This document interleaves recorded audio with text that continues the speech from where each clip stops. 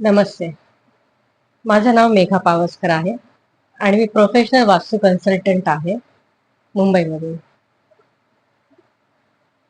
छत्रपती शिवाजी महाराज हे सर्व मराठी माणसाचा अभिमान आहे. मी जेव्हा पण कोणत्या मराठी वास्तू क्लायंटचं व्हिजिट करते, तेव्हा त्यांच्या घरी एकतरी मोठी शिवाजी महाराजांची फ्रेम किंवा मूर्ती तर असतेच.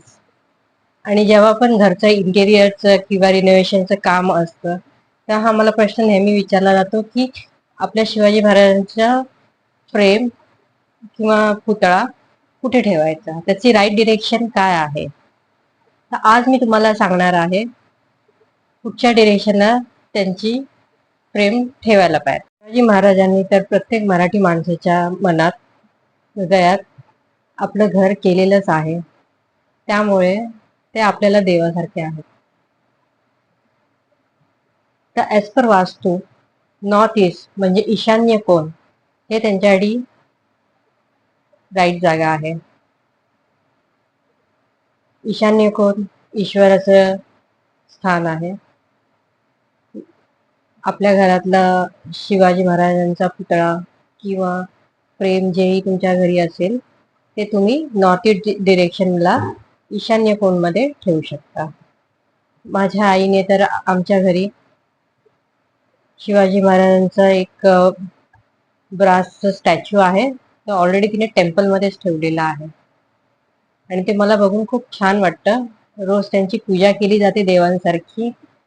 त्यांना दिवा लावला जातो, अगरबत्ती, मंत्रजाप केला जातो. मला बघून खूप प्राऊड फील होतं आणि मला माझ्या मम्मीवर पण खूप प्राऊड फील होतं, की ती त्यांना एवढं पुजते.